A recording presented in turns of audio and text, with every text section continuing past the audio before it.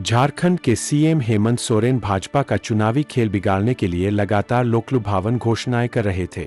भाजपा जिन मुद्दों को लेकर उन पर हमलावर थी, उनका असर होता नहीं दिख रहा था। भाजपा ने चंपाई सोरेन को जेएमएम से छिटकाकर अपनी अगली चाल चली।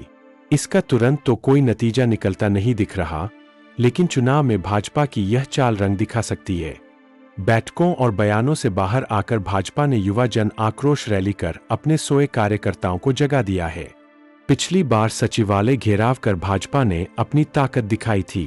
तकरीबन साल भर बाद उसी जोशीले अंदाज में दिखी।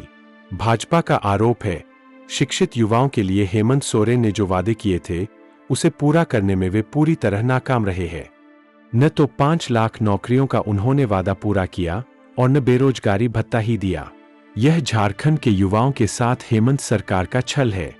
शुक्रवार को रांची में हुई जन आक्रोश रैली में भाजपा नेताओं ने जोश भरे भाषण दिए। बाबूलाल मरांडी, अर्जुन मुंडा समेत भाजपा के दिग्गज भी आक्रोश रैली का उत्साह बढ़ाने के लिए मौजूद थे। रैली की भीड़ आक्रामक हुई तो वाटर कैनन और आंसू गैस के गोलों का पुलिस ने प्रयोग किया। यदुनाथ पांडेय समेत भाजपा के कई नेता कार्यकर्ता भागा भागी में चोटिल भी हुए। रैली की खबर मीडिया की सुर्खी बनी। हेमंत सोरेन के तकरीबन 4.5 साल के कार्यकाल में दूसरी बार लोगों ने महसूस किया कि झारखंड में विपक्ष भी सशक्त है। भाजपा के कैडर अब भी ऊर्जावान है। जरूरत सिर्फ उन्हें जगाने की है। केंद्रीय नेतृत्व के दबाव पर ही सही, झारखंड भाजपा का यह कदम उसके लिए उत्साहवर्धक परिणाम दे सकता है। चंपाई सोरेन को जेएमएम से जुदा कराने में विश्लेषक भाजपा की ही भूमिका मानते हैं।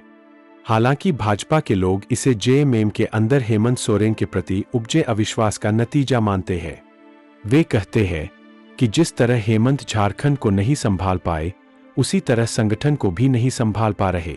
लोबिन हेम्ब्रम को जेएमएम ने निकाल दिया। चमरा लिंदा की पार्टी के भीतर शाश्वत असंतुष्ट नेता की छवि बन गई है। ऐसे और भी नेता है जो हेमंत सोरेन से दुखी है। चंपाई सोरेन के साथ जिन 4-5 विधायकों के पाला बदलने की बात उठी थी, उन पर हेमंत को अब अधिक भरोसा नहीं कर सकते। चंपाई सोरेन कोल्हान इलाके से आते हैं। कम वोटों से ही सही, वे 7 बार से लगातार विधायक चुने जाते रहे हैं। उन्होंने अपना विधानसभा क्षेत्र भी कभी नहीं बदला। कोल्हान में उनकी छवि ऐसे जुझारू नेता की रही है कि लोग उन्हें टाइगर कहते हैं।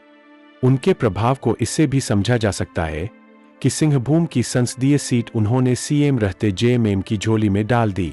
जैसा उन्होंने कहा है, अगर वे पार्टी बनाकर कम से कम कोल्हान की 14 विधानसभा सीटों पर ही अपना उम्मीदवार उतार देते हैं, तो इससे सबसे अधिक नुकसान जेएमएम को ही होगा।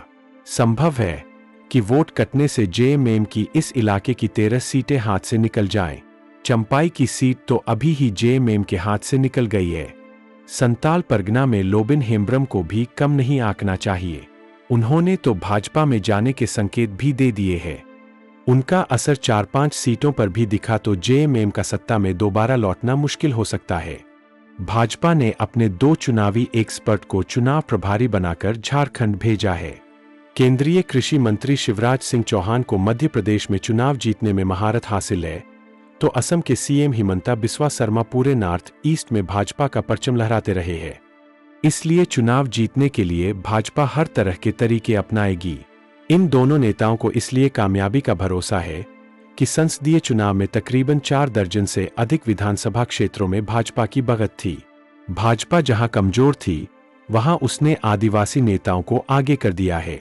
बाबूलाल मरांडी, अर्जुन मुंडा के अलावा बाहर से मददगार के रूप में चंपाई सोरेन और लोबिन हेम्ब्रम हैं ही। भाजपा की चिंता भी आदिवासी सीटें ही रही है। 2019 में अनुसूचित जनजाति के लिए आरक्षित 28 में सिर्फ 2 ही सीटें भाजपा को मिली थीं। इस बार लोकसभा चुनाव में इन 28 सीटों को कवर करने वाली 5 संसदीय सीटें भी इंडिया ब्लॉक के खाते में चली गईं। तभी से भाजपा आदिवासी वोटों को अपने पाले में लाने की जुगत करती रही है।